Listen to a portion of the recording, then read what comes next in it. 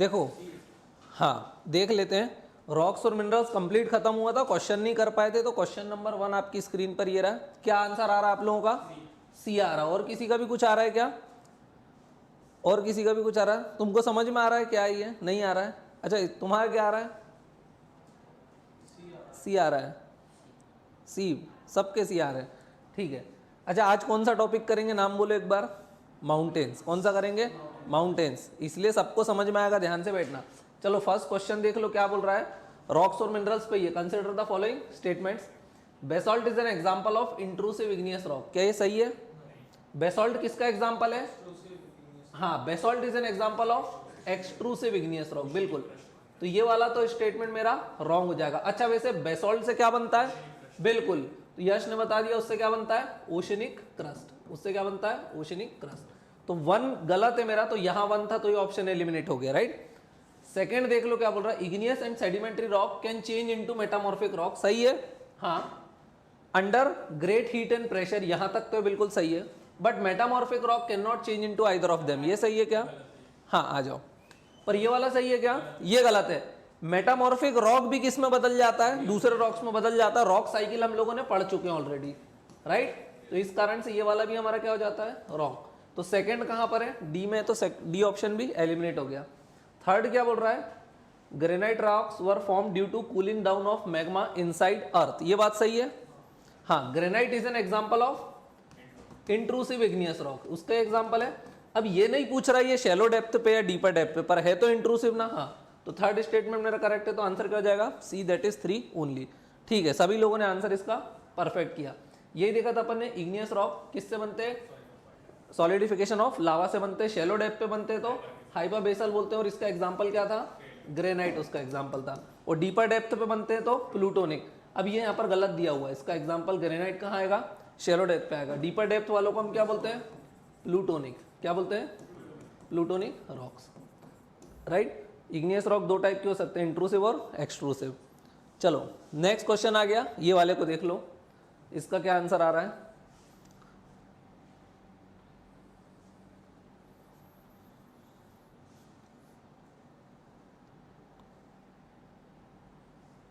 क्या आ रहा है इसका आंसर? बी आ रहा है। चलो एक का आ गया बी, बाकियों का क्या आ रहा है? सी आ रहा है कुछ का, और किसी का भी कुछ आ रहा है? शिवम का क्या आ रहा है? डी आ रहा है। और सी आ रहा है, ग्रेसी का भी सी आ रहा है, हाँ। और वो तो मैं बताऊंगा डाउट क्या है, अभी आंसर क्या आ रहा है पहले ये बताओ। हो गया, बस इतने आ रहे हैं। मंथन का क्या आ रहा है? आ रहा है अपने को समझ में? दर्शिल को सी आ रहा है।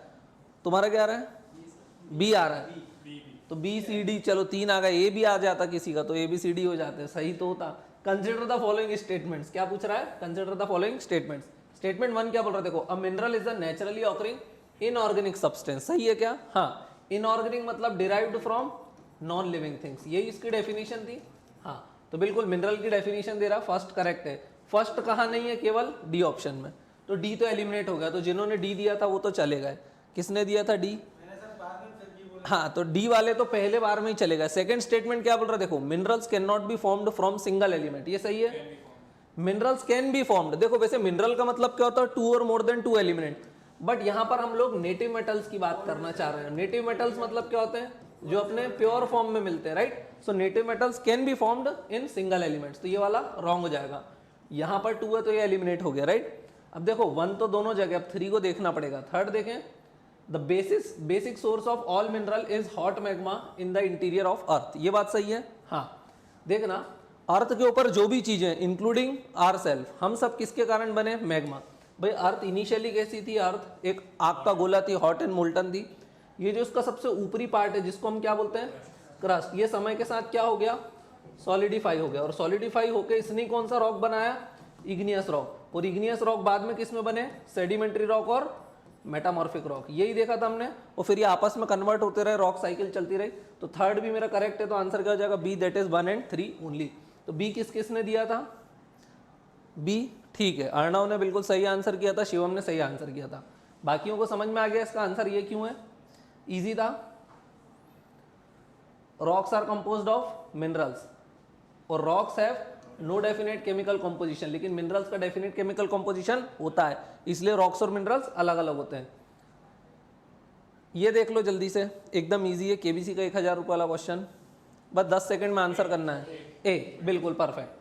हम लोगों ने कल भी देखा था, हम लोगों ने एक सीक्वेंस जमाया था, QFO MBA PO, यही देखा था हमने कि 80% ऑफ द क्रस्ट किन से बना हुआ है, ये सिलिकेट ग्रुप ऑफ मिनरल से बना है। Q मतलब क्वार्ट्ज, F मतलब फेल्डस्पार, और more than 60% of the crust किससे बनी हुई है, फेल्डस्पार। O मतलब ऑर्थोक्लेस, M मतलब मस्कोवाइट, B मतलब बायोटाइट, A मतलब एम्फीवोल, P मतलब पायरोक्सिन और O मतलब ओलिवाइन। बिल्कुल परफेक्ट। तो ये 80% क्रस्ट इनसे बनी है, और जिसमें सबसे ज्यादा एबंडेंट कौन सा है क्रस्ट में, फेल्डस्पार, जिससे 60% से ज्यादा क्रस्ट बनी हुई है। ये क्या पूछ रहा है, nearly half of the crust is composed of, nearly half मतलब ये तो 60% है, मतलब उसमें हाफ भी आ गई है, तो आंसर क्या हो जाएगा, ए, दैट इज फेल्डस्पार। इजी था। यहां पर दिया भी हो, crust is composed of group of minerals like silicate, carbonate, sulphide, halide, जिसमें सिलिकेट सबसे ज्यादा इंपॉर्टेंट थे। क्यों, because 80% of the crust is made up of silicate group of mineral, और उस 80% में भी 60% ऑफ द क्रस्ट को तो सिर्फ एक अकेला बना था, क्या नाम था, फेल्डस्पार। ठीक है, और ये अपन ने सीक्वेंस अभी भी लिख के देखा, इजी था।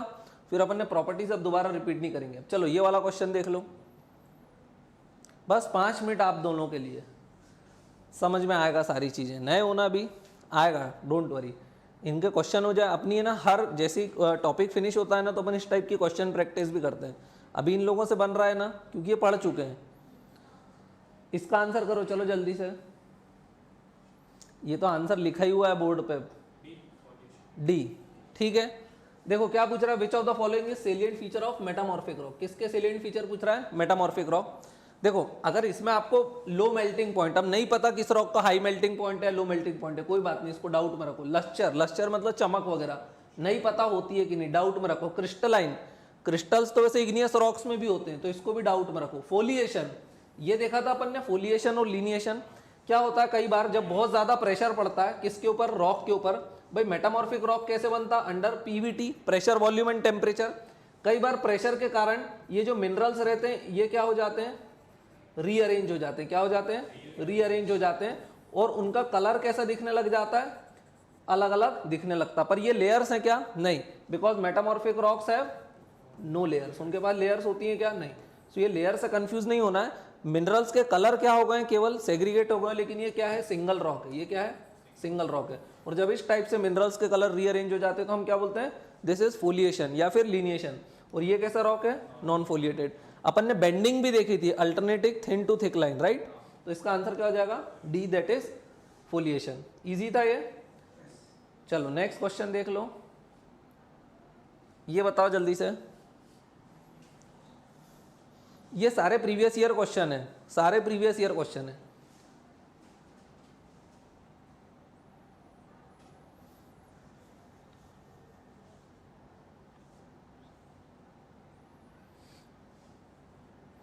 क्या आ रहा है, दर्शिल को आ रहा है समझ में, मिनरल्स तो करे ना, सी आ रहा है। चलो और किसका क्या आ रहा है, सी आ रहा है। और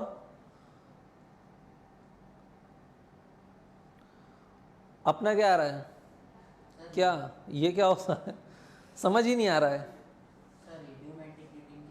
बताऊंगा वो भी क्या होती है। देखो क्वेश्चन इस टाइप के आते हैं, आप सोचो सारा कंप्लीट नॉलेज होता है कि हमको एग्जाम में भी, नहीं, ऐसे अनएक्सपेक्टेड चीजें भी आती हैं, पर फिर भी हमको आंसर करना पड़ता है किसी ना किसी ट्रिक के थ्रू। जरूरी नहीं है कंप्लीट नॉलेज हो तभी आप आंसर पे अराइव कर पाओगे। एलिमिनेशन टेक्निक लगती है ना हर क्वेश्चन में ज्यादातर में, तो बस एलिमिनेशन टेक्निक लगाओ, करेक्ट आंसर पे अराइव कर जाओगे। मंथन का क्या आ रहा है, सी आ रहा है। लग रहा है क्या होता है, आ रहा होगा, या तो सी आ रहा होगा या बी आ रहा होगा। तुम्हारा कुछ भी समझ में नहीं आ रहा है, क्वेश्चन समझ में नहीं आ रहा है क्या। चलो देख लेते हैं। Consider the following statements. क्या बोल रहा है, फर्स्ट स्टेटमेंट देखो, absolute age of igneous rock can be obtained from radiometric dating. भाई रेडियोमेट्रिक डेटिंग क्या होता है, देखो इससे किसी भी चीज की एज निकालते हैं। बोलते हैं ना कि ये फॉसिल मिला, बोले 3000 साल पुराना है, या बोले 10 लाख साल पुराना, कैसे पता चलता है? Carbon dating. कार्बन डेटिंग क्या होता है एग्जैक्ट मुझे भी नहीं पता, लेकिन हमारी हड्डियों में से कुछ रेडिएशन निकलता है, हर चीज में से जो भी चीज बाहर के एटमॉस्फेयर में एक्सपोज होती है वो क्या निकालती है? रेडिएशन। वो 14 साल में उसका रेडिएशन आधा होता है, फिर नेक्स्ट 14 साल में और आधा होता है, फिर नेक्स्ट 14 साल में और आधा होता है, लेकिन वो इनफाइनाइट पीरियड तक चलता रहता है, क्योंकि आधा आधा होते होते जीरो होता है क्या? बहुत कम होता है। तो ये बात सही है। हाँ, इग्नियस रॉक की डेट पता करते हैं किससे? रेडियो डेटिंग से। सेकेंड स्टेटमेंट देखो, अगर 1 नहीं भी पता था ना तो भी उसको डाउट में रख सकते थे, कोई इशू नहीं है। जैसे मुझे तो पता है 1, अगर आपको नहीं पता तो आप किस में रख दो? उसको डाउट में रख दो। 1 को छोड़ के सेकेंड और थर्ड तो पढ़ो स्टेटमेंट। सेकेंड क्या बोल रहा है? Metamorphism occur when consolidated rock undergo recrystallization within original rock due to heat and pressure. ये सही है। हीट मतलब टेम्परेचर और प्रेशर, मतलब अपन ने देखा था ना PVT, pressure volume and temperature. ये किसकी बात कर रहा है?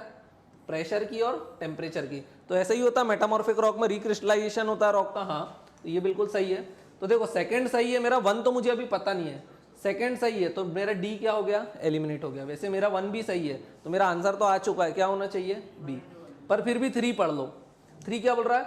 Much of the earth continental crust is composed of sedimentary rock. ये सही है क्या? Much of the earth continental crust is composed of sedimentary rock. देखना, इसमें कंफ्यूज नहीं होना है। अब सुनना, इसके ज्यादातर कोचिंग वालों ने भी आंसर क्या दिए थे इस स्टेटमेंट को, उन्होंने सही बताया था, लेकिन मैं 2 चीजें बताता हूं। देखो, एक होता है क्रस्ट। क्या होता है? क्रस्ट। क्रस्ट 2 टाइप की है, कॉन्टिनेंटल क्रस्ट और ओशिनिक क्रस्ट। क्वेश्चन किसकी बात कर रहा है? कॉन्टिनेंटल क्रस्ट की। अब देखना, क्रस्ट में, क्रस्ट की खुद की भी कुछ क्या होती है? थिकनेस होती है कि नहीं? क्रस्ट की क्या होती है? थिकनेस। अच्छा, कॉन्टिनेंटल क्रस्ट की थिकनेस कितनी होती है? 30 to 60 किलोमीटर, यही थिकनेस होती है। तो वो पूछ रहा है कि much of the continental crust, मान लो for example this is crust, ये क्या है? मेरा पूरा क्रस्ट। इसके नीचे क्या है? ये मेंटल। इसके नीचे क्या है? मेंटल। तो ये जो क्रस्ट है, देखो ऊपर हो सकता है, ऊपर कौन से रॉक्स मिलने हैं आपको देखने के लिए? सेडिमेंट्री। कौन से रॉक्स मिलेंगे? सेडिमेंट्री। ज्यादातर जगह क्या मिलेंगे? सरफेस पर कौन से रॉक्स मिलेंगे? सेडिमेंट्री। लेकिन सरफेस के नीचे भी सेडिमेंट्री मिलेंगे क्या? वहां पर ज्यादातर जगह क्या मिलेंगे? Igneous rock. ये किससे बने? लावा से। और अभी एक्सपोज हुए क्या? नहीं। तो ये सेडिमेंट्री में कन्वर्ट हो पाएंगे? नहीं। So much of the earth crust is made up of igneous rock. लेकिन अगर यहां पर ये लिख देते much of the earth surface is composed of sedimentary rock, तो ये सही होता। लेकिन अभी क्या है? ये गलत है। थर्ड गलत हो गया, तो ये भी चला गया। तो आंसर क्या आ जाएगा मेरा? B, 1 and 2 only. इसमें 1 का पता होना तो जरूरी था, क्योंकि 2 क्या है? 2 जगह है, राइट? एलिमिनेट हो पा रहा था क्या? नहीं। तो 1 में आते हो आपको रिस्क लेना पड़ेगी 50-50 वाली। ये समझ में आया सबको? क्वेश्चन क्या बोल रहा था? चलो अब आज का अपन नया टॉपिक स्टार्ट करते हैं।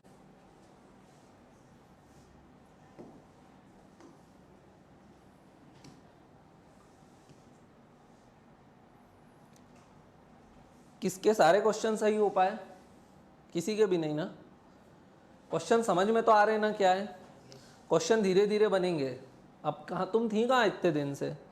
अच्छा, शादी में गई थी। किसकी थी?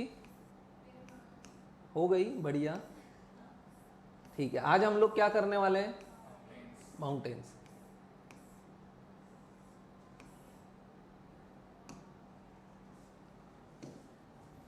देखो, अपने को ये चार्ट खत्म करना था रिलेटेड विद द लैंडफॉर्म्स, ये खत्म करना था।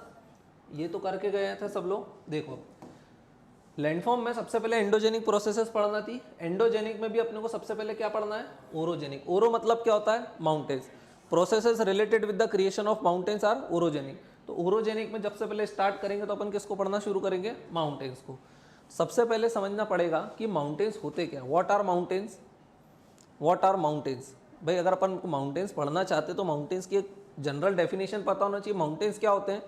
माउंटेन की डेफिनेशन क्या है? माउंटेन को बोला जाता है एनी एलिवेशन इज माउंटेन। क्या बोल रहा हूं मैं? कोई भी हाइट है किसी भी चीज की तो वो क्या है? माउंटेन है। तो क्या बिल्डिंग भी माउंटेन है? ऐसे तो फिर हर चीज ही माउंटेन हो जाएगी, एक छोटा सा रॉक भी माउंटेन हो जाएगा। तो बोलते हैं any elevation generally more than 1000 metre is mountain. जिसकी हाइट कितने से ज्यादा होती है? 1000 मीटर। 1000 मीटर मतलब 1 किलोमीटर। जिसकी हाइट 1 किलोमीटर से ज्यादा वो क्या बन जाएगा? माउंटेन।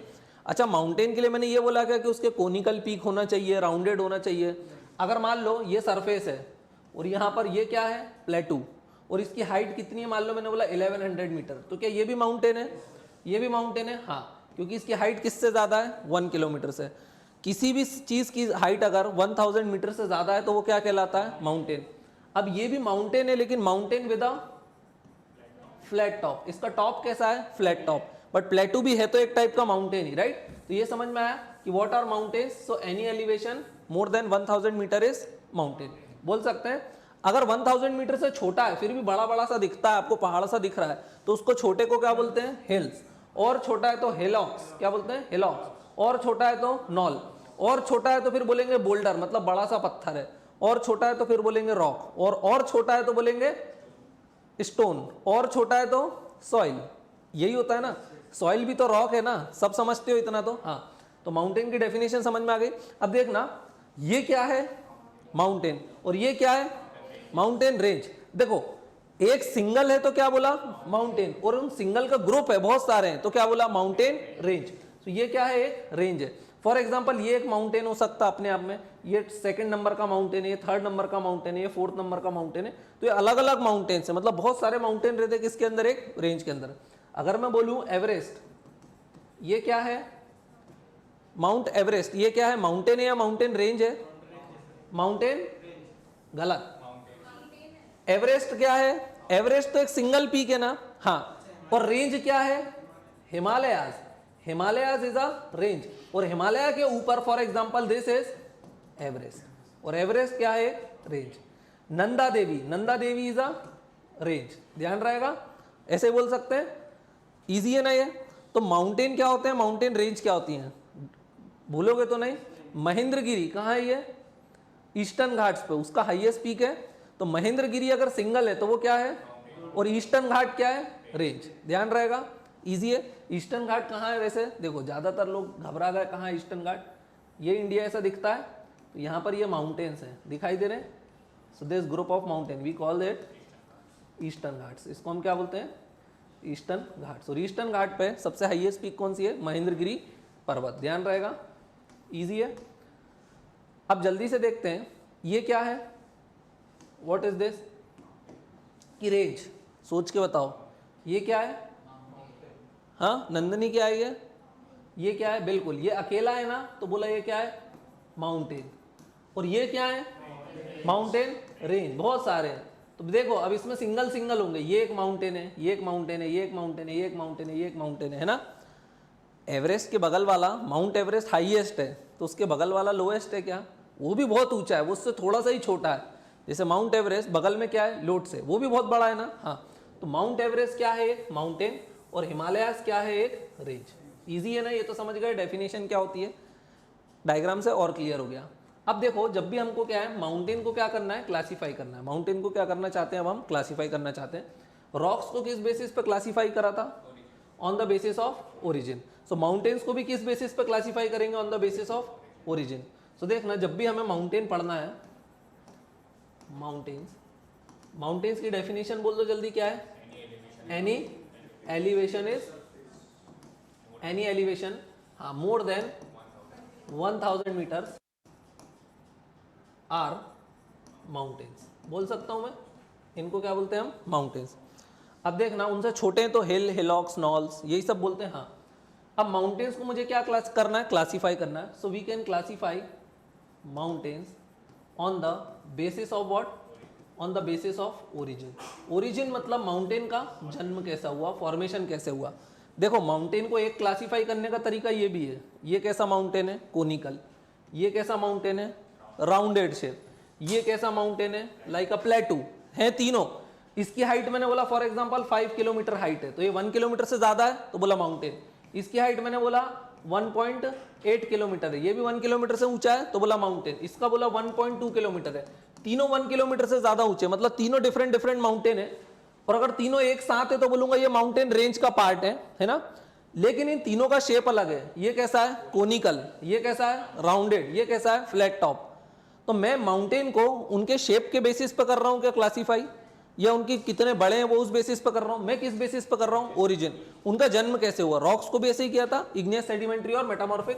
तो माउंटेन्स को भी कैसे क्लासीफाई करेंगे हम? On the basis of origin. कैसे करेंगे? On the basis of origin.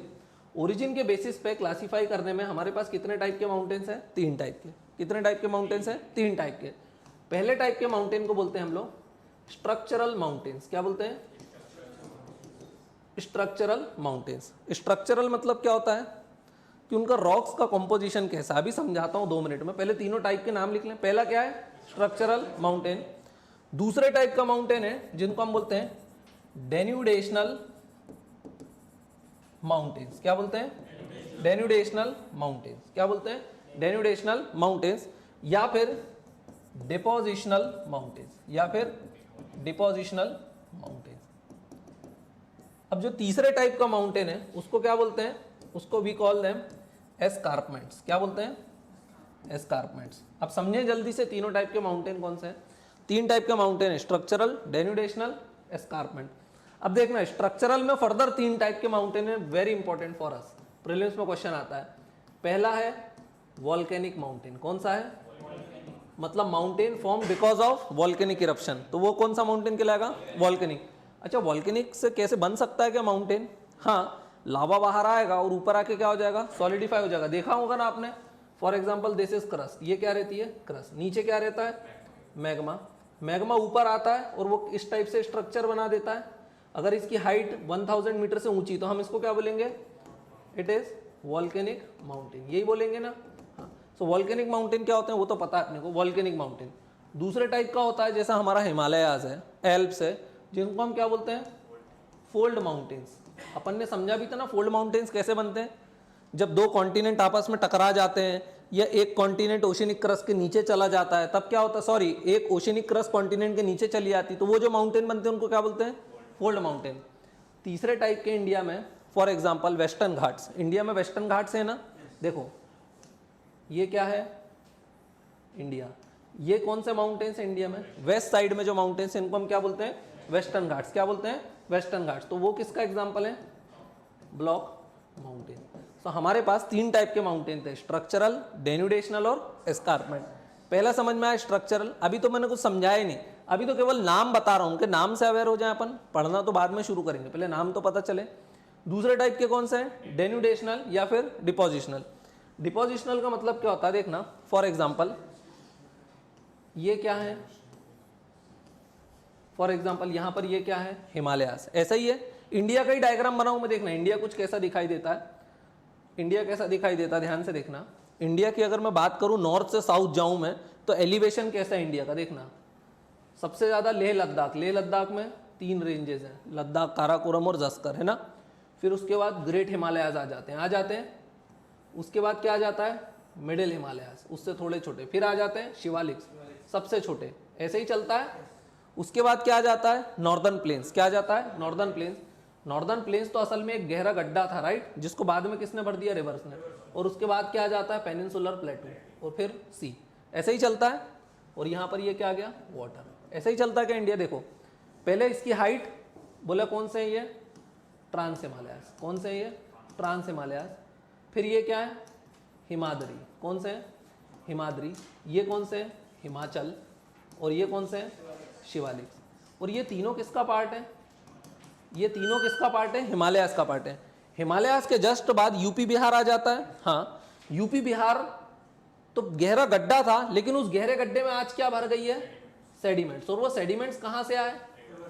देखो हिमालयाज की हाइट बहुत ज्यादा है और हिमालय के टॉप पे क्या है? स्नो है। वहां से बहुत सारी रिवर्स निकलती हैं, बड़ी स्पीड से निकलती होंगी क्योंकि पहाड़ से सीधा नीचे गिरती हैं। ग्लेशियर मेल्ट होता है और सीधे रिवर नीचे आती है, बहुत सारे सेडिमेंट्स लेके आती है। और उन सेडिमेंट्स को उसने कहाँ डंप कर दिया? यहाँ पर। तो ये उसने क्या बना दिया? Northern plains. क्या बना दिया उसने? ये नॉर्दर्न प्लेन्स। अच्छा, नॉर्दर्न प्लेन्स के बाद जैसे ही आप पहले आप हिमालयाज पे थे एकदम जम्मू कश्मीर में, थोड़ा नीचे आए यूपी बिहार वाले पंजाब वाले एरिया में, और नीचे आओगे तब आप मध्य प्रदेश वाले एरिया में आओगे। तो मध्य प्रदेश तो कहाँ पर सिचुएटेड है? पेनिनसुलर प्लेटू। प्लेटू पे है ना हम सब लोग। तो अब आप कहाँ आ गए? प्लेटू। प्लेटू की हाइट ज्यादा है, राइट, अराउंड 600 मीटर एलिवेशन है। प्लेटू के बाद आप और जाओगे तब आप कहाँ चले गए? कोस्टल एरियाज में। कहाँ चले गए? कोस्टल एरियाज में। और फिर कहाँ पहुंच जाओगे? पानी के पास। यही चलता है। हाँ, तो अब हम लोग पढ़ क्या रहे थे? Depositional mountain. तो देखना कई बार क्या होता है, हिमालयाज क्या हुए? हिमालयाज क्या होंगे? इरोड। देखना यहाँ से रिवर निकलेगी कोई ना कोई, है ना, क्योंकि इसके टॉप पर क्या है? बर्फ जमी हुई है। अब ये जो हिमाद्री और हिमाचल हैं ये तो ट्रू हिमालयाज हैं, लेकिन ये जो शिवालिक्स हैं इसको किसने बनाया है? They are formed by the rivers. कैसे बनाया फिर से समझना। और ये डिपोजिशनल माउंटेन्स है। देखना बड़ा ईजी है। भाई यहाँ पर ये बहुत ऊंचे ऊंचे माउंटेन हैं, और ये माउंटेन्स कैसे हैं, सारे के सारे स्नो कैप्ड हैं। ये सारे के सारे माउंटेन्स कैसे हैं, स्नो कैप्ड। ये मैंने क्या बना दी इनके ऊपर, ग्लेशियर्स बना दिए, राइट। अब ग्लेशियर है तो यहाँ से क्या निकलेगी, रिवर। क्या निकलेगी यहाँ से, रिवर निकलेगी। अब जब रिवर निकलेगी तो बड़ी स्पीड से नीचे गिरेगी। हाँ, जब स्पीड से नीचे गिरेगी तो अपने साथ बहुत सारे सेडिमेंट्स लेके आएगी, बड़े बड़े पत्थरों को भी नीचे खिसका के लाएगी। लेकिन वो रिवर पत्थरों को कब तक आगे ले जा पाएगी, जब तक उसकी स्पीड बहुत तेज है। पानी की स्पीड कम होगी तो फिर वो आगे ले जा पाएगी क्या। अपन लोग पानी के प्रेशर से कई बार पाइप से गंदगी बहाते हैं। गंदगी कब तक बहती है, जब तक प्रेशर तेज रहता है। प्रेशर स्लो होता तो गंदगी वही जमती है। हाँ, तो ये रिवर्स अपने साथ बहुत सारे क्या लेकर के आ रही है, सेडिमेंट्स। अब वो जैसे ही सेडिमेंट्स रिवर प्लेन एरिया पे आएगी, तुरंत वो सेडिमेंट्स को यहीं पे जमा कर देगी, है ना। तो सेडिमेंट्स भी किस टाइप के दिखाई देने लग गए, माउंटेन्स, क्योंकि उनकी हाइट किससे ज्यादा है, 1000 मीटर से ज्यादा। देखो ये वाले हिमालयास, इनका एवरेज एलिवेशन कितना है, 6000 मीटर। फिर बोले हिमाचल का कितना, अराउंड 4000 मीटर्स।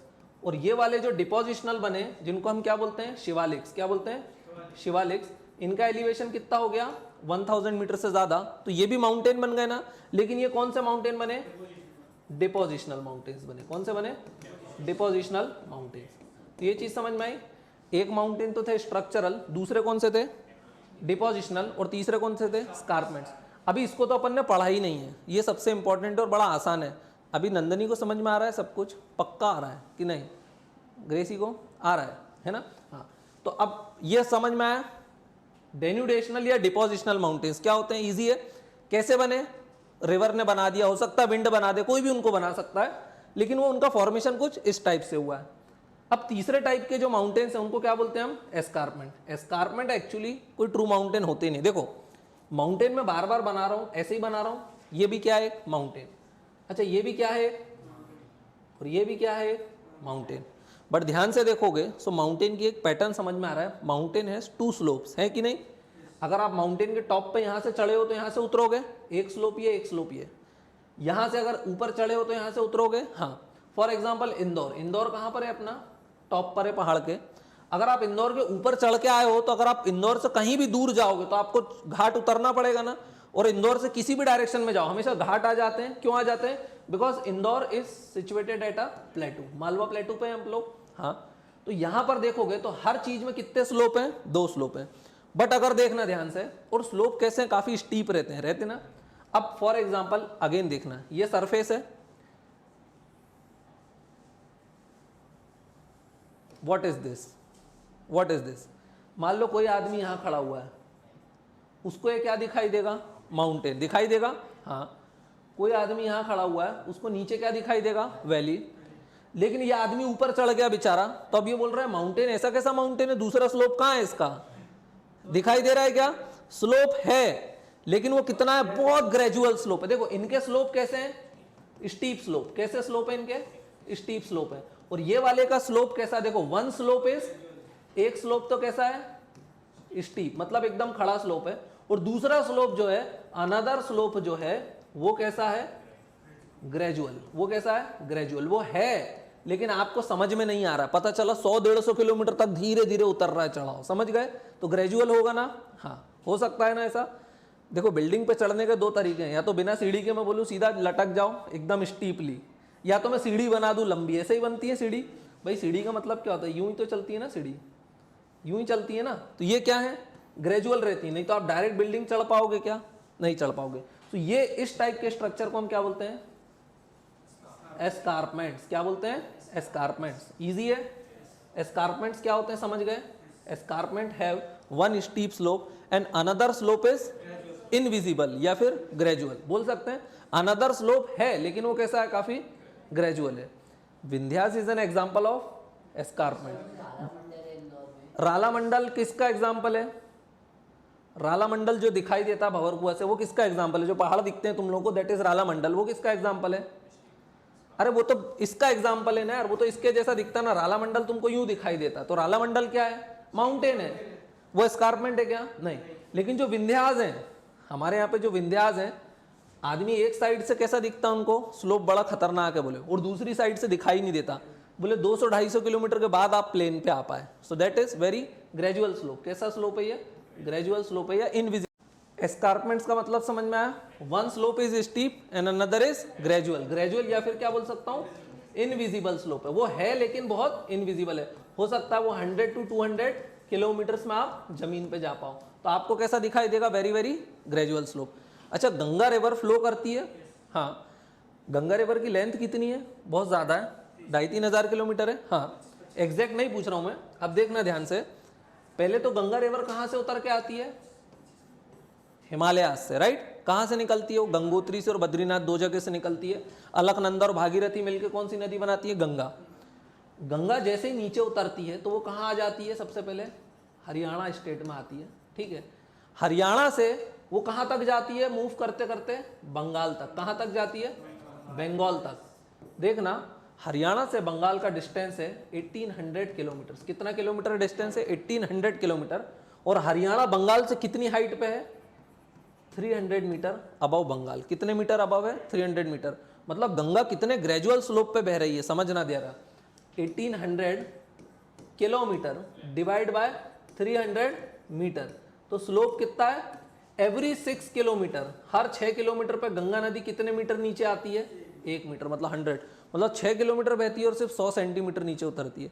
कितना ग्रेजुअल स्लोप है ना, है कि नहीं है। इसलिए गंगा नदी कैसी, काफ़ी चौड़ी है ना, ये समझ में आ रहा है।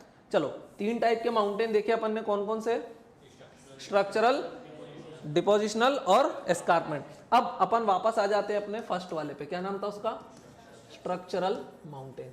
कौन सा नाम है, स्ट्रक्चरल माउंटेन। उसमें कितने थे, 3 थे, 1, 2 एंड 3। फर्स्ट कौन सा था, वॉल्केनिक माउंटेन्स। पहला कौन सा था, वॉल्केनिक माउंटेन्स। तो अपन कहाँ से स्टार्ट करेंगे, वॉल्केनिक माउंटेन से। अच्छा दूसरा तीसरा भी बता दो जल्दी से। दूसरा था फोल्ड माउंटेन और तीसरा था ब्लॉक माउंटेन। चलो ये तुमको नाम तो याद होगा। अब अपन कहाँ से स्टार्ट करते हैं, वॉल्केनिक माउंटेन्स। तो उसको साइड किसका दूं,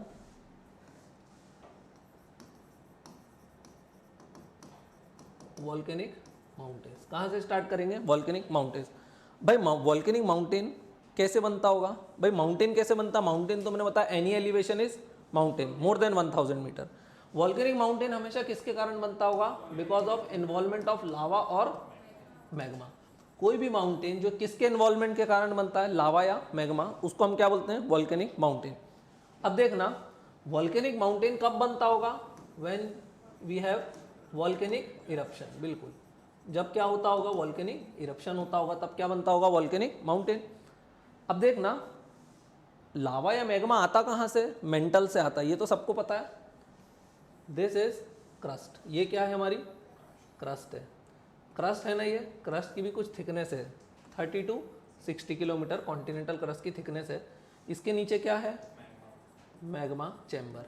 वैसे मैग्मा कहाँ रहता है, कौन सी लेयर में, कहाँ रहता है ये, अपर मेंटल या फिर अपर मेंटल बोलते हैं, या फिर एस्थीनोस्फीयर। कहाँ रहता है ये, एस्थीनोस्फीयर में रहता है। अब देखना यहाँ से मैग्मा क्या करा, ऊपर आया। कहाँ आया मैग्मा, ऊपर आना शुरू किया। अब जल्दी से देखना मैग्मा ऊपर आएगा। मैग्मा ऊपर आएगा क्यों, सबसे पहला सवाल तो ये, क्यों ऊपर आएगा, क्योंकि देखो मैग्मा में प्रेशर कैसा है, बहुत हाई है। तो वो ये रॉक्स को मेल्ट कर देगा अंदर, ये रॉक्स को मेल्ट करके रास्ता बना लेगा और ऊपर आने की कोशिश करेगा। ये जो उसने रास्ता बनाया इसको हम क्या बोलते हैं, वेंट। क्या बोलते हैं, वेंट। देखो मैं बोल रहा हूं तो ये मेरा मुंह बोल रहा है क्या, मेरा गला बोल रहा है। सो मेरा गला क्या है, वेंट। सोर्स क्या है मेरी आवाज का, मेरा गला। सो दिस गला इज वेंट, ध्यान रहेगा। अब इस वेंट से चल के ऊपर क्या आएगा, बोलो, इस वेंट से चल के ऊपर क्या आएगा, लावा। अब देखो लावा ऊपर आया और यहां लावा ऐसा फ्लो करा, अपन उसको थोड़ा एक मोटे पेन से लेते हैं। लावा ऊपर आया और ये यहां लावा फ्लो करा, फ्लो कर गया, दोनों जगह फैल जाएगा, बोलो हाँ। अच्छा जरूरी है क्या कि इरप्शन कंटिन्यूअस होता रहे, थोड़ा इरप्शन हुआ रुक गया, होता है ऐसा, हाँ। वेंट का क्या होगा, वेंट भी सॉलिडिफाई होकर जम जाएगी, ऐसा ही हो जाएगा। कुछ स्ट्रक्चर ऐसा दिखने लगेगा आप लोगों को, ऐसा ही दिखेगा, हाँ। अब मान लो कुछ साल बाद या कुछ दिनों बाद, कुछ महीनों बाद या कुछ हजारों साल बाद दोबारा इरप्शन होगा, पर कुछ अगर हजारों साल या कुछ 100 साल भी इरप्शन रुके रहेगा तो क्या होगा, देखना ये जो स्ट्रक्चर बना था इसके ऊपर कुछ घास फूल, पत्ती फूल, फल फूल उग जाएंगे क्या, इसके ऊपर कचरा वचरा आ जाएगा ऐसा, बोलो। ये येलो वाला जो है ये लावा है, अब कुछ सालों तक इस पे इरप्शन नहीं होगा तो इस पे पेड़ पत्ती कचरा वचरा धूल मिट्टी पेड़ पौधे उग जाएंगे। हाँ ये ऐसा हो गया, एक लेयर ये एक लेयर ये। अब दोबारा क्या हुआ, कुछ हजारों साल बाद दोबारा इरप्शन हो गया, दोबारा क्या हो गया, इरप्शन हो गया, दोबारा इरप्शन होगा तो फिर एक लेयर बन जाएगी, इधर पर भी एक लेयर बन जाएगी। मान लो फिर कुछ हजारों सालों के लिए इरप्शन क्या हुआ, रुक गया। सो अगेन वही वेजिटेशन पेड़ पौधे उगना शुरू हो जाएंगे, बोलो हाँ, फिर उग गए तो फिर एक लेयर टाइप की बन गई। फिर कुछ हजारों साल बाद क्या होना शुरू हुआ, इरप्शन होना शुरू हुआ, हो गया इरप्शन। अब धीरे धीरे ध्यान से देखो तो इस स्ट्रक्चर की हाइट क्या होती जा रही है, बढ़ती जा रही है। और अगर हाइट बढ़ती जा रही है और अगर हाइट इसकी 1000 मीटर से ज्यादा हो जाएगी तो हम इसको क्या बोलेंगे, माउंटेन। क्या बोलेंगे, माउंटेन। अब ये देखो हम लोगों को ऊपर से कौन सी लेयर दिखाई देगी, केवल ये अंदर वाली दिखाई देंगी क्या, नहीं, क्योंकि उसको इस लावा ने रॉक बना के ढक दिया है। तो हम लोगों को ये कैसा दिखाई देगा, मैं उसको वैसा बनाऊं। देखो हम लोगों को अब ये कैसा दिखाई देगा, अब अपन इसको वैसे बनाते हैं। ये तो अभी मैंने समझाने के लिए बताया था, पर सबको समझ में आया कि वॉल्केनिक इरप्शन कैसे लेयर बाय लेयर में हो रहा है, धीरे धीरे करके। अब जल्दी से देखना अगेन ये क्या हुआ, व्हाट इज दिस, ये क्या है, मेरी क्रस्ट है, ये मेरी क्या है, क्रस्ट है। क्रस्ट में क्या हुआ होगा, वॉल्केनिक इरप्शन शुरू हुआ होगा। तो देखो मुझे कुछ ऐसे ही दिखाई देगा क्या, वॉल्केनिक इरप्शन ऐसे ही दिखाई देता है ना। हाँ, और ये बीच बीच में क्या है, लावा की लेयर्स हैं रहती है ना, और दोनों साइड रहती हैं स्लोप। कैसे ही रहता है क्या कुछ स्ट्रक्चर। हाँ, तो ये क्या बन गया, इट्स अ माउंटेन। और कौन सा माउंटेन, तो बोला वॉल्केनिक माउंटेन। कौन सा माउंटेन बना, वॉल्केनिक माउंटेन। बोल दिया, इजी है। हाँ, क्यों बना, because of involvement of lava और मैग्मा। लावा कब बनता है, when magma comes at the surface it is called as lava. जब मैग्मा सरफेस पे आता है तो क्या बनता है, लावा। सो वॉल्केनिक इरप्शन होता है तो उससे क्या बन जाते हैं, वॉल्केनिक माउंटेन। अब देखना वॉल्केनिक इरप्शन भी दो टाइप से होता है। कितने टाइप से होता है वॉल्केनिक इरप्शन, दो टाइप से होता है। यहां पर एक पैटर्न समझ में आया कि लावा बड़ा दूर दूर तक फैला क्या, नहीं, पास पास में ही फैला है ना। ध्यान से देखा जाए तो इसकी हाइट ज्यादा है और इसकी विड्थ कम है, यही हो रहा है। हाँ, ऐसा क्यों हुआ होगा, इस टाइप का स्ट्रक्चर क्यों बना। देखो लावा का एक स्ट्रक्चर ऐसा भी बन सकता था, मैं नीचे बना के बताता हूं। एक स्ट्रक्चर ये था ना, एक यहां पर और बनाता हूं, इसको मिटा दूं। एक स्ट्रक्चर यहां भी बनाता हूं साइड में, इसको भी देखना आप ध्यान से। अगेन दिस इज क्रस्ट, ये क्या है मेरा, दोबारा क्रस्ट है। अगेन नीचे क्या है, मैग्मा चैम्बर। अगेन क्या है नीचे, मैग्मा चैम्बर। दोबारा मैग्मा ऊपर आया। अब इस बार मैग्मा बहुत फ्लूइड था, फ्लूइड मतलब बहुत पतला मैग्मा था, बड़ा आसानी से फ्लो कर रहा था। अब वो ऊपर आया तो वो कुछ ऐसे फ्लो करेगा, दूर दूर तक फैलेगा। अगर मैं जमीन पे शहद और पानी दोनों डालूंगा तो कौन दूर दूर तक फैलेगा, पानी। और शहद वैसा स्ट्रक्चर बनाएगा, राइट, और पानी कैसा स्ट्रक्चर बनाएगा, इस टाइप से। फिर इस पर फूल पत्ती उग जाएगी तो कुछ सालों बाद फिर ये इस पे एक लेयर आ गई, फिर एक लेयर आ गई, ऐसे ही चलेगा। तो ये मुझे कैसा दिखाई देगा, अगेन ध्यान से देखना। अब ये मुझे कैसा दिखाई देगा, मुझे कुछ ऐसा ही दिखाई देगा क्या, मुझे कुछ ऐसा ही दिखाई देगा, बोलो भाई। ये भी तो मैग्मा से ही बना है ना। अगर इसकी भी हाइट 1000 मीटर से ऊपर हो गई तो ये भी क्या बनेगा, माउंटेन। लेकिन ये जो दोनों माउंटेन हैं, ये दोनों में थोड़ा सा डिफरेंस दिखाई दे रहा है। क्या दिखाई दे रहा है, देखो ये वाले माउंटेन में इसकी जो विड्थ है, जो इसका बेस है, वो किससे ज्यादा है, उसकी हाइट से ज्यादा है। क्या है, उसकी हाइट से ज्यादा है। और यहां पर हाइट ज्यादा है किससे, विड्थ से। ये वाले माउंटेन कैसे बनेंगे, स्टीप स्लोप। और ये वाले माउंटेन कैसे बनेंगे, ग्रेजुअल स्लोप। तो अभी क्वेश्चन ये आता है कि ऐसे अलग अलग क्यों बन रहे हैं, तमाशा क्यों कर रहे हैं, ये चुपचाप एक जैसे क्यों नहीं बन रहे। समझ में आ रहा है मैं क्या समझा रहा हूं। अब देखना ध्यान से, उसका रीजन ये है कि भाई लावा दो टाइप का निकलता है। लावा कितने टाइप का निकलता है, दो टाइप का। देखो एक लावा हो सकता है विस्कस। विस्कस मतलब, विस्कस का मतलब क्या होता है, what is the meaning of viscous. Viscous मतलब resistance to flow. Resistance to flow मतलब ये इजीली फ्लो कर रहा है क्या, ये फ्लो नहीं कर पा रहा है, तो वो इस टाइप का स्ट्रक्चर बनाएगा। अब कोई भी चीज फ्लो कब नहीं करती है बताओ, when lava is not very hot. Lava तो है लेकिन वो बहुत गर्म है क्या? नहीं है। तुम लोगों ने देखा घर में अपने चाशनी बनाते हैं, सबने देखा चाशनी बनाते, बनाई भी होगी। चाशनी में क्या करते हैं, पानी को खूब गर्म करते हैं और उसमें खूब शक्कर घोल लेते हैं, एकदम पतली रहती है वो। ठंडी होने के बाद वो कैसी हो जाती है? ठंडी होने के बाद कैसी हो जाती है दरअसल? गाढ़ी हो जाती। क्यों हो जाती है? किसी भी चीज का जब टेम्परेचर कम होता है तो वो कैसी हो जाती है? गाढ़ी। तो अगर लावा बहुत ज्यादा गर्म नहीं है तो वो भी कैसा रहेगा? फ्लो करेगा इजीली, तो वो विस्कस रहेगा। अगर वो बहुत ज्यादा गर्म नहीं है तो वो दूर दूर तक फैलेगा क्या? नहीं। तो वो कहां फैलेगा? शॉर्ट डिस्टेंस तक फैलेगा, राइट? यही बोल सकता हूं मैं। और शॉर्ट डिस्टेंस तक फैलेगा तो वो इस टाइप के स्ट्रक्चर बनाएगा। इस टाइप के माउंटेन्स को हम बोलते हैं कॉम्पोजिट माउंटेन्स। क्या बोलते हैं? कॉम्पोजिट। काय से बने? Volcanic mountains. क्या बोलते हैं हम? Composite volcanic mountains. तो ये वाला जब लावा सिर्फ हॉट रहेगा तो ये क्या बनाएगा? Composite volcanic mountain. ध्यान रहेगा। अब देखना दूसरा केस। अभी लावा गर्म था, थोड़ा गर्म था, बहुत गर्म नहीं था। अब लावा कैसा है? Now lava is very very hot. अब लावा बहुत गर्म है तो वो बहुत पतला होगा।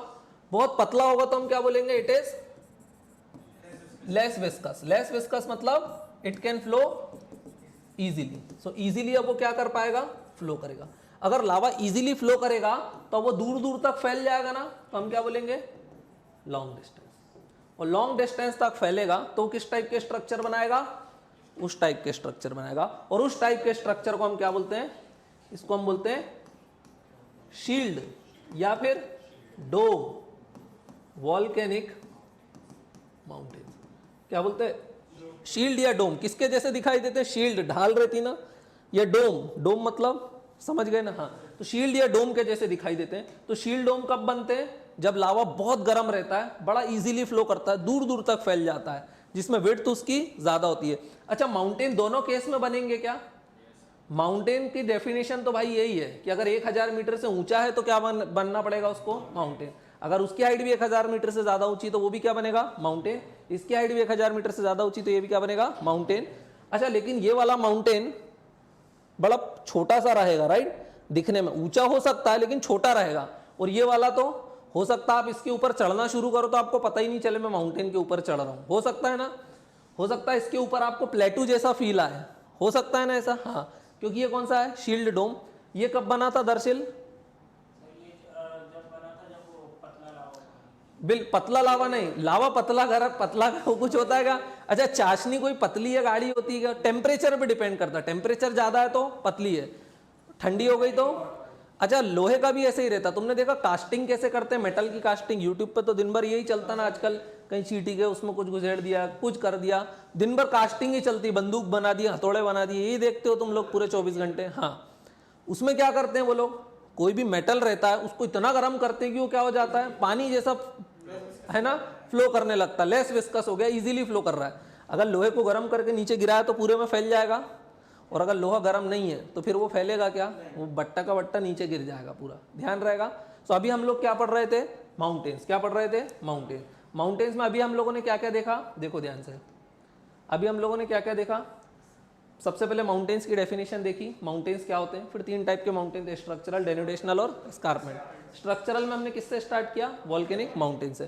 कहाँ से स्टार्ट किया? वॉल्केनिक माउंटेन से। फिर मैंने कुछ यहाँ पर बेसिक्स भी बताया, डिपोजिशनल माउंटेन्स बताया, एस्कारपमेंट्स के बारे में बताया। फिर अपन लोगों ने देखे वॉल्केनिक माउंटेन्स। वॉल्केनिक माउंटेन में भी 2 देखे, कॉम्पोजिट और शील्ड डोम। कॉम्पोजिट और शील्ड डोम। लावा 2 टाइप से फ्लो कर सकता है, यहीं पर लिख दूं,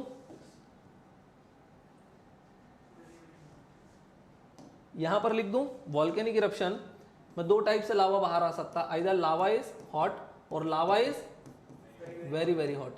अगर हॉट है तो लावा कैसा रहेगा? विस्कस। और वेरी वेरी हॉट है तो लेस विस्कस। लेस विस्कस मतलब बिल्कुल इजी फ्लो। इजी फ्लो मतलब लॉन्ग डिस्टेंस। ध्यान रहेगा। हाँ, अब इसके कुछ डायग्राम्स दिखा दूं क्या फटाफट? टाइम तो हो गया है, टाइम तो हो गया है। ये देखो सारे टाइप के यहाँ पे माउंटेन्स दिखाए हुए मैंने। ये कौन सा माउंटेन है? वॉल्केनिक माउंटेन है। कौन सा माउंटेन है? वॉल्केनिक माउंटेन है। अच्छा, यूजुअली वॉल्केनिक माउंटेन रेंजेस बनाते हैं क्या? वो रेंजेस बनाते हैं क्या? वो सिंगल बनते हैं। देखा है ना, हिमालयास में तो हजारों माउंटेन्स है, तब बनाना हिमालयास। ये क्या है, क्या ये रेंज बनाएंगे क्या, बहुत सारे माउंटेन बनाएंगे क्या? यूजुअली ये क्या बनाएंगे, केवल माउंटेन ही बनाएंगे यूजुअली, है ना, ऐसा नहीं कि हर केस में। This is an example of block mountain. अभी तो अपन ने इसको समझा ही नहीं ना, तो फिलहाल इसको छोड़ दो। This is an example of escarpment. ये किसका एग्जांपल है, एस्कारपमेंट। एक साइड कैसा स्लोप दिख रहा है, स्टीप स्लोप। अब देखो इसकी कोई फोटो नहीं मिल रही थी तो मैंने ये उठा कर डाल दी, ठीक है। ये कैसा स्टीप स्लोप है, और ये किसका एग्जांपल है, this is an example of fold mountain. अब ये फोल्ड माउंटेन और ब्लॉक माउंटेन अपन ने करें कि दोनों नहीं करें, तो लोड नहीं लेना है, क्या होते हैं, ईजी है। Volcanic mountain also refer to as mountain of accumulation भी बोलते हैं। क्यों? क्योंकि जब भी वॉल्केनिक इरप्शन होता है तो क्या बाहर आता है, लावा। लेकिन क्या सिर्फ लावा बाहर आता है, नहीं, उसमें लावा बाहर आता है, बहुत सारी गैसेस बाहर आती हैं, कुछ जले हुए रॉक्स बाहर आते हैं, एशेस मतलब धुआं निकलता, राख निकलती है ना, ब्रोकन रॉक्स भी आते हैं, राइट। और बर्न्ट और ब्रोकन रॉक को हम क्या बोलते हैं, पायरोक्लास्ट। बर्न्ट और ब्रोकन रॉक्स को हम क्या बोलते हैं, पायरोक्लास्ट। क्या होते हैं, देखो एक पिक्चर दिखाता हूं, ये क्या क्या बाहर आ रहा है, देखो इससे लावा बाहर आ रहा है, हाँ, ये क्या बाहर आ रहा है, गैसेस या फिर एशेस बाहर आ रही हैं, हाँ। आसपास देखोगे तो छोटे छोटे आग के पत्थर भी बाहर आ रहे हैं ना, तो मैं क्या लिख सकता हूं, बर्न्ट एंड ब्रोकन रॉक्स। क्या लिखूंगा, बर्न्ट एंड ब्रोकन रॉक्स भी बाहर आ रहा है। और बर्न्ट एंड ब्रोकन रॉक्स को ही मैं मिला के क्या बोल देता हूं, पायरोक्लास्ट। क्या बोलता हूं, पायरोक्लास्ट। क्या बोलता हूं, पायरोक्लास्ट या फिर स्क्री। इजी है, हाँ। अब देखना जल्दी से, अब ये अपन कब करेंगे, कल करेंगे, ठीक है। अभी लंबा टॉपिक है, बाकी इसको कब करेंगे अपन, कल करेंगे, ठीक है। वॉल्केनिक इरप्शन भी अब दो टाइप के होंगे, बड़ा है, सेंट्रल वेंट, वेंट मतलब गला होना चाहिए। देखो वॉल्केनिक इरप्शन किस टाइप से हो सकते हैं, दिस इज सेंट्रल वेंट। इसमें क्या बना हुआ है, क्या वेंट बना हुआ है, और ये कहाँ से जुड़ा हुआ है, नीचे मैग्मा चैम्बर से जुड़ा हुआ है। इसमें वेंट है क्या, पूरी की पूरी धरती फट गई तो कहीं एक पर्टिकुलर जगह से बाहर आ रहा है, क्या सब जगह से बाहर आ रहा है। So usually this is very fluid lava, और फ्लूइड लावा रहता है तो कहाँ फैल जाता है, दूर दूर तक फैल जाता है। और जो लावा दूर दूर तक फैलता है यूजुअली वो माउंटेन बनाता है या प्लेटू, प्लेटू बनाता है। शील्ड डोम क्या बनाएगा, सोच के बताओ, शील्ड डोम क्या बनाएगा, प्लेटू बनाएगा। और ये क्या बनाएगा, माउंटेन बनाएगा, ध्यान रहेगा। प्लेटू इज ऑल्सो अ माउंटेन। समझ में आ गया, इजी है। अभी तो अपन ने क्या किया, शुरुआत वॉल्केनिक माउंटेन। नंदनी को समझ में आया, ग्रेसी को समझ में आया, पक्का आया दोनों, कितने परसेंट आया, आपने को कितने परसेंट आया, 80 to 90 आया, पूरा आ गया।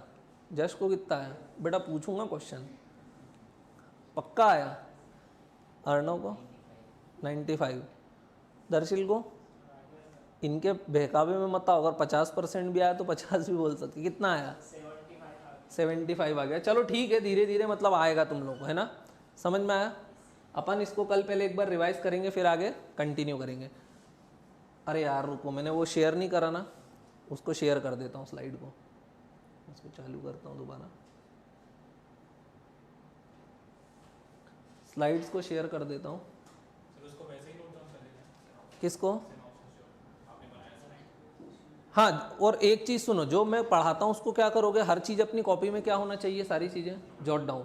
जॉट डाउन मतलब नोट्स कैसे बनते हैं, ऐसे ही बनते हैं। जो भी चीज़ें मैं क्लास में पढ़ाता हूँ, अभी कल से क्या करोगे, आज तो बैठे रहे हो ना, कल से क्या करोगे, कॉपी में साथ साथ मेरे लिखते चलोगे। मैं लिखता हूँ ना बोर्ड पे, क्यों लिखता हूँ और बार बार रिपीट करता हूँ। उसका पर्पस क्या रहता है कि तुम लोगों को वो चीज़ें याद हो जाएं, मगर तुम लोग लिखते ही नहीं हो, तो कल से लिखोगे सब।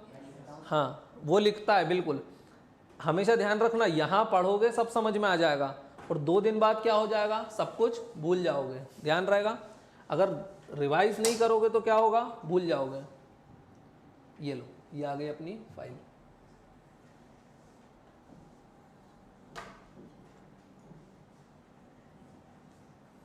इसको मैं उसको समझा दूंगी कैसे करना है।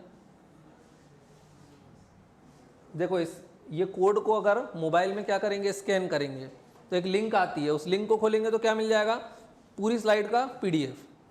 लेकिन वो पीडीएफ सिर्फ कितने दिन तक अवेलेबल रहता है, 2-3 दिन तक अवेलेबल रहता है। उसके बाद ऑटोमेटिक क्या करता है, बोर्ड उसको हटा देता है। ठीक है, हो गया। अभी तो आज ये तुमको मैसेज में भेज देंगे लिंक।